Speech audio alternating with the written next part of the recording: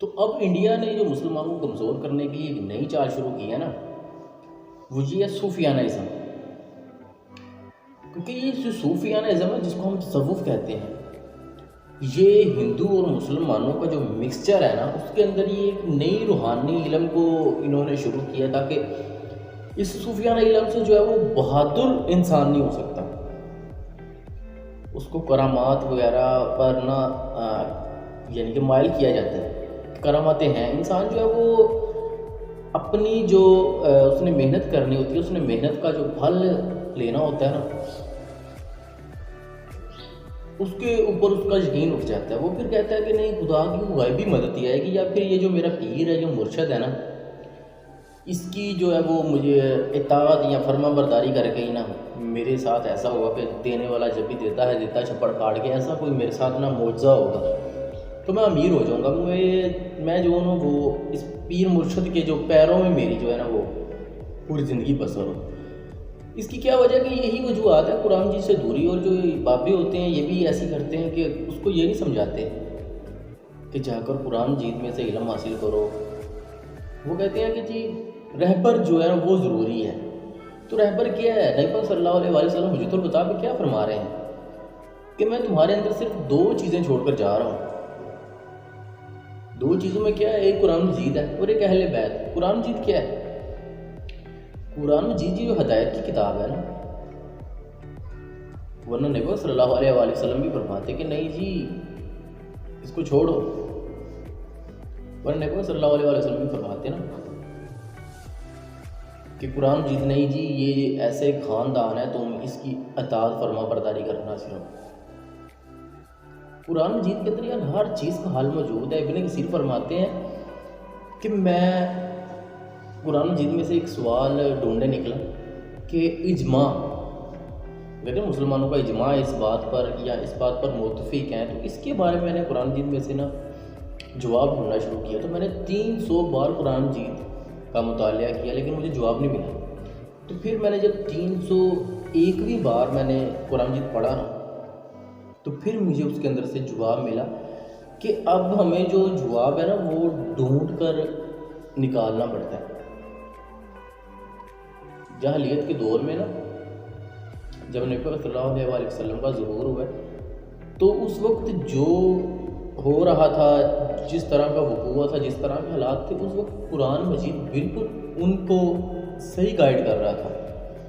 لیکن آج کے وقت میں ہمیں قرآن مجید کو سمجھنے کے لیے غور و تفکر اور تدبر کی ضرورت ہے. غور و فکر، غور سے پڑھنا اور فکر کے ساتھ پڑھنا. ہدایت کی سچی تلاش دل کے اندر موجود ہو، ایسے قرآن مجید کو پڑھنا. قرآن مجید کی جب آپ پہلی سورت شروع کریں گے نا، سورت فاتحہ کا مطلب ہے افتتاح کرنا، شروعات. تو الحمدللہ رب العالمین کے تمام تعریفیں جو ہے نا وہ اللہ کے لیے ہیں. سوری بات کدھر سے کدھر چلی گئی، لیکن آپ کو بتا رہا ہوں کہ تمام تعریفیں اللہ کے لیے ہیں. یعنی کہ اگر آپ کوئی چمکتی ہوئی چیز کو دیکھتے ہیں تو آپ اس چیز کی تعریف نہیں کر رہے، آپ کو اس وقت خدا کے بارے میں سوچنا چاہیے کہ خدا تعالیٰ نے کیا چیز بنائی ہے کہ اتنی چمک رہی ہے. خدا تعالیٰ جو ہے وہ اس سے بھی زیادہ چمکنے والا ہے. خدا کو ہم دیکھ نہیں سکتے. ہمارے پاس 5 حصے ہیں، ہم ان 5 حصوں سے اللہ تعالیٰ کا دیدار نہیں کر سکتے یا سمجھ نہیں سکتے. کانوں سے ہم اللہ تعالیٰ کی آواز نہیں سن سکتے، ہم آنکھوں سے اللہ تعالیٰ کو نہیں دیکھ سکتے، ہم اپنے ہاتھوں سے اللہ تعالیٰ کو نہیں چھو سکتے. یہ کوئی ایسی ہوا نہیں ہے جس کو ہم سونگھ کر اللہ تعالیٰ کی موجودگی کا پتہ لگا سکیں. ہم اپنے دماغ اور دل سے، اپنے دل اور دماغ سے اللہ تعالیٰ کی جو یہ روحانی دنیا ہے یا یہ جو روحانی نظارے ہیں ان کا ہم جو ہے وہ نظارہ کر سکتے ہیں اپنے دل کے ساتھ. یہ روحانی دنیا ہے نا، یہ تو ہمارا جسم مادیت ہے، یہ ہمارا مادہ ہے، میٹر ہے. اس جسم کے ساتھ ہم نہیں دیکھ سکتے یا اللہ تعالیٰ کا پتہ نہیں لگا سکتے. تو ہم نے جب غور و تفکر کیے ہی نہیں، ہم نے جب دل سے دیکھا ہی نہیں ہے، یہ کوئی روحانی بات نہیں کر رہا، ریئل ٹائم بات بتا رہا ہوں، دل سے. جی دل سے جب ہم نے دیکھا ہے نا، یعنی کہ سوچنا، ایک آیت پڑھی ہے یعنی کہ الحمدللہ رب العالمین، تو تمام تعریفیں اللہ کے لیے ہیں، یعنی کہ اللہ تعالیٰ کے لیے ہر تعریف جو ہے نا، ہر تعریف، اگر وہ کہتا ہے نا یار کہ اس کو غصہ بہت زیادہ آتا ہے، تو اللہ تعالیٰ سب سے جابر ہے، اللہ تعالیٰ کا جو غصہ ہے نا اس کو کوئی بھی جھیل نہیں سکتا۔ اگر وہ کہتے ہیں یار یہ کتنا جو ہے رحم کرنے والا ہے، معاف کرنے والا انسان ہے، تو اللہ تعالیٰ سے زیادہ کوئی بھی معاف کرنے والا نہیں ہے، کہ تمام تعریفیں اللہ کے لیے ہیں۔ اور آگے آتا ہے الرحمن الرحیم۔ الرحمن الرحیم یہ کہنے کا مطلب ہے، جس طرح ہم کہتے ہیں نا گورا، کہ یار وہ بندہ بڑا گورا سی، وہ بہت زیادہ گورا تھا، تو گورے کے ساتھ اگر ہمیں الفاظ نہ ملے کہ وہ اتنا گورا ہے، تو ہم کہیں گے گورا چٹا، یا ہم کہتے ہیں کہ یار وہ بندہ بڑا لمحہ سی، لمحہ یعنی کہ اگر وہ پھر بھی الفاظ نہ ملے تو ہم کہیں گے لمحہ تڑنگا سی۔ اسی طرح اللہ تعالیٰ نہایت رحم کرنے والا ہے، اس لیے الفاظ استعمال ہوئے الرحمن الرحیم، یعنی کہ نہایت ہی رحم کرنے والا، کہ اس سے زیادہ رحم کرنے والا کوئی نہیں ہے۔ اینڈ اور آگے آتا ہے کہ الرحمن الرحیم مالک یوم الدین، مالک یوم الدین کہ وہی جزا و سزا کے دن کا مالک ہے، کہ اے اللہ ہم آپ سے صرف اس لیے محبت نہیں کرتے کہ آپ بہت رحم فرما دینے والے ہیں، ہم آپ سے ڈرتے بھی ہیں، اے اللہ ہم آپ سے ڈرتے بھی ہیں کہ آپ نے انصاف کرنا ہے۔ وہی جزا و سزا کے دن کا مالک ہے، جس نے ہمیں بدی اور نیکی کی جزا اور سزا دینی ہے، جس نے اچھے کام کیے ہوں گے تو اس کو جنت انعام فرمائی جائے گی، اور جس نے گناہ کیے ہوں گے وہ دوزخ میں رہے گا۔ یعنی کہ اللہ تعالیٰ بالکل محبت نہیں کرتا۔ کئی لوگ کہتے ہیں کہ نہیں جی اللہ تعالیٰ 70 ماؤں سے بھی زیادہ پیار کرتا ہے، آخرت میں ہمیں بخش دے گا، بھی ایسا نہیں، اللہ تعالیٰ فرما رہا ہے کہ جزا و سزا کے دن کا مالک بھی میں ہوں۔ آگے کہتے ہیں ایاک نعبد و ایاک نستعین، کہ اے اللہ ہم تیری ہی عبادت کرتے ہیں اور تجھی ہی سے مدد مانگتے ہیں۔ جب ہم اللہ تعالیٰ کے سوا کسی اور کی عبادت ہی نہیں کرتے تو ہم کسی اور سے مدد بھی نہیں مانگیں گے۔ اگر ہم کسی اور سے مدد مانگ رہے ہیں تو اس کا مطلب ہوا کہ ہم اس کو اپنا مددگار سمجھ رہے ہیں۔ کچھ لوگ کہتے ہیں یار یہ ہم داتا صاحب جاتے ہیں یا بابا فرید نوشو پاک جاتے ہیں، ہمارے یہ برے صغیر میں ایسا کام چل رہا ہے، کہتے ہیں کہ ان کے وسیلے سے اللہ تعالیٰ سنتا ہے۔ تو سب سے پہلے آپ کو سورۃ فاتحہ پڑھنی چاہیے، آپ کسی اور طرف نہیں جانا چاہیے، داتا صاحب وغیرہ۔ پہلے قرآن مجید ہے نا، نبی صلی اللہ علیہ وسلم فرما رہے ہیں حجۃ الوداع میں، یہ اس قرآن کو میں تمہارے اندر چھوڑ کے جا رہا ہوں، تو اس قرآن کو جب آپ پڑھیں گے سورۃ فاتحہ میں، تو ایاک نعبد و ایاک نستعین پر آئیں گے تو آپ صرف اللہ تعالیٰ کی بات کر رہے ہیں اور اسی سے مدد مانگ رہے ہیں، آپ کسی اور سے مدد نہیں مانگیں گے۔ ایاک نعبد و ایاک نستعین۔ آگے جاتا ہے اہدنا الصراط المستقیم،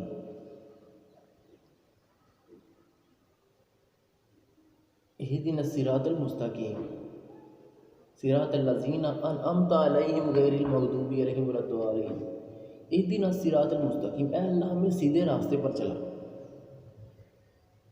اہدنا الصراط المستقیم، اے اللہ ہمیں سیدھی راہ پر چلا۔ سیدھی راہ کیا ہے؟ سیدھی راہ یہی ہے کہ ایک آدمی نے اب قرآن مجید کھولا، اس نے ابھی پہلی دفعہ پڑھا ہے الحمدللہ رب العالمین، یہ سورت ہے سورۃ فاتحہ۔ سورۃ فاتحہ کا مطلب ہے افتتاح کرنا، شروعات۔ یہ ساری باتیں ہم اللہ تعالیٰ سے کہہ رہے ہیں، اللہ تعالیٰ ہمیں نہیں کہہ رہا۔ جب پڑھنے والا پہلی دفعہ قرآن مجید کو کھول کے پڑھ رہا ہے تو اس کا مطلب ہے کہ وہ پہلی دفعہ اللہ تعالیٰ سے وہ چیز مانگ رہا ہے جس کی اس کو تمنا ہے۔ انسان دعا میں وہی چیز مانگتا ہے نا جس کو اس کی تمنا ہوتی ہے، وہ کوئی اور چیز تو نہیں مانگتا۔ انسان کو جو طلب ہوتی ہے وہی اللہ تعالیٰ سے دعا کرے گا نا، یا وہ کسی سے اسے چاہیے تو وہ وہی چیز مانگے گا جو اس کو چاہیے۔ اہدنا الصراط المستقیم، اب وہ کچھ اور کہیں سونے وغیرہ کی یا اپنی بیویوں کی گھوڑوں کی مانگ تو نہیں نہ کر رہا، اسے سیدھا راستہ چاہیے، اس لیے اس نے قرآن مجید کھولا ہے کہ اے اللہ مجھے سیدھے راستے پر چلا۔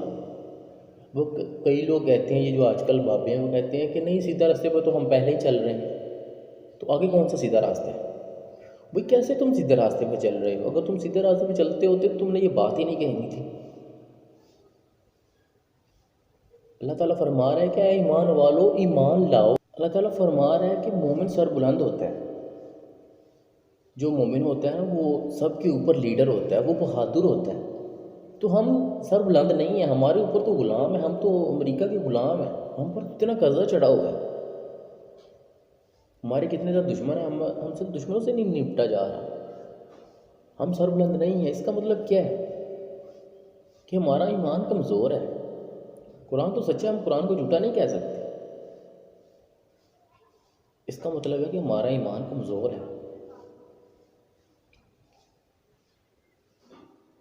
تو اللہ تعالیٰ فرما رہا ہے کہ ایمان والو ایمان لاؤ. ابھی ہم صرف کہہ رہے ہیں کہ ہم تو صرف مسلمانوں کے گھر میں پیدا ہوئے ہیں نا، ہمارے کام مسلمانوں والے تو نہیں ہیں. جس طرح اللہ تعالیٰ نبی پاک صلی اللہ علیہ وآلہ وسلم کو فرما رہا ہے کہ اے نبی ان سے کہہ دیجیے کہ تم اسلام نہیں لائے، تم مسلمان ہوئے ہو، یعنی کہ مسلمان متی ہوئے ہو. متی، ہم صرف تابع دار ہوئے ہیں، ہم مسلمان نہیں ہیں. ہمارا آخرت میں مقام بلا کیا ہے کہ جب ہم نبی پاک صلی اللہ علیہ وآلہ وسلم کے پاس جائیں گے غوث کوثر پینے، تو نبی پاک صلی اللہ علیہ وسلم ہمیں کہیں گے یہ لو پیو، لیکن فرشتہ کیا کہے گا؟ کیا نبی ان کو نہیں پلانا، انہوں نے صرف اسلام کا لبادہ اوڑا ہوا تھا، یہ مسلمان نہیں تھے. جی ہاں. تو میرے بھائیوں، سیدھا راستہ وہ ہے جو ہمارے دل کے اندر طلب ہوگی، پھر ہم کہیں گے نا اہدنا الصراط المستقیم، اللہ میں سیدھے راستے پر چلا. اب لوگ کہتے ہیں کہ ہم تو پہلے ہی سیدھے راستے پر ہیں، تو آگے کون سا سیدھا راستہ ہے؟ اس کا مطلب ہوا کہ اس انسان کے اندر جو ہے نا وہ حسد ہے، وہ اپنی جو ہے وہ نمائش کرنا چاہتا ہے، وہ توبہ نعوذ باللہ قرآن مجید کو پیچھے چھوڑ رہا ہے اور خود اپنی بات کر رہا ہے. ہم خود ایسے لوگوں سے ملے ہیں بھئی، ہمیں پتہ ہے نا.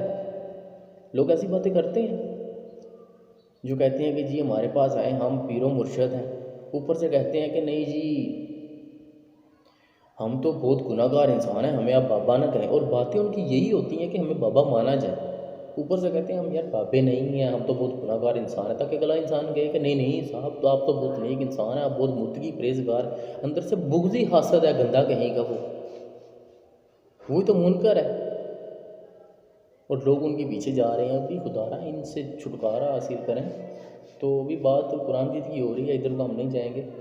تو آگے آ جاتا ہے اہدنا الصراط المستقیم صراط الذین انعمت علیہم غیر المغضوب علیہم ولا الضالین آمین. آگے فرما رہے کہ اللہ ان کی راہ پر چلا جن پر تم نے اپنا انعام کیا. وہ انعام یہ نہیں ہے کہ کسی کو بھینسیں دی ہوئی ہیں، اس کا باڑا بہت بڑا، اس کے پاس پراڈو ہے، لکسی سٹائل اس کی لائف ہے، اندر ٹائلیں لگی ہوئی ہیں، گرینائٹ پتھر سے سارا اس نے سجایا ہوا ہے لکسی. تو بھئی وہ انعام نہیں ہے. انعام وہ ہے جیسے صحابہ کرام نبی پاک صلی اللہ علیہ وآلہ وسلم ہے، ان کے پاس کیا نہیں تھا؟ پوری دنیا کی دولت ان کے پاس تھی، لیکن پھر بھی انہوں نے سادہ زندگی بسر کی. جو ہوتا تھا وہ بانٹ دیتے تھے. جن پر تیرا انعام ہوا کہ جو اللہ تعالیٰ کے خاص بندے تھے، جو نیک بندے تھے، وہ نہ کہ ان کی جن پر تیرا غضب نازل ہوا. غضب کیا ہے؟ جس طرح اللہ تعالیٰ فرما رہے ہیں قرآن مجید کے اندر کہ وہ انسان تھا اور بڑا متقی پرہیزگار تھا، لیکن آخر میں اس کے دل میں لالچ پیدا ہو گئی. اور جس طرح کتا زبان باہر نکال کر گھومتا رہتا ہے، اس طرح اس کی حالت ایسی ہو گئی کہ اگر آپ کو علم بھی ہے لیکن آپ دولت کے پیچھے بھاگ رہے ہو، تو آپ کی زندگی وہ نہیں ہے. اس لیے قرآن مجید کو سورۃ فاتحہ کے اندر اگر آپ سورۃ فاتحہ کو سمجھنا شروع ہو جائیں نا، تو آپ مہینہ اس کو سمجھ نہیں سکتے. مہینہ، سالوں کیا، آپ اس کو جتنی بار پڑھیں گے آپ کے لیے ایک نئی دنیا سے متعارفت ہوگی، ایک نئی دنیا سے روشناس ہوں گے. تو یہ ہم اللہ تعالیٰ سے دعا کر رہے ہیں. سورۃ فاتحہ جو ہے نا، یہ ہم اللہ تعالیٰ سے دعا کر رہے ہیں. تو آگے سے اللہ تعالیٰ ہمیں فرما رہا ہے کہ الف لام میم ذالک الکتاب لا ریب فیہ ھدی للمتقین. یہ جو کتاب ہے یہ ہدایت ڈھونڈنے والوں کے لیے، ہدایت لانے والوں کے لیے، متقی پرہیزگار لوگوں کے لیے جو ہدایت کا سیدھا راستہ ہے. ھدی للمتقین، متقی لوگوں کے لیے ہدایت ہے. آگے سے اللہ تعالیٰ اس طرح سمجھ کے آپ پڑھیں گے تو آپ کو سمجھ آئے گی نا. اگر آپ اس کی تسبیح کریں گے، اس کی سمجھ لیں تلاوت کریں گے، تو آپ کو سمجھ تو نہیں آئے گی۔ اللہ تعالیٰ خود فرما رہا ہے قرآن مجید کو، غور سے پڑھو، ٹھہر ٹھہر کر پڑھو، اور آپ سپیڈ سے پڑھ رہے ہیں۔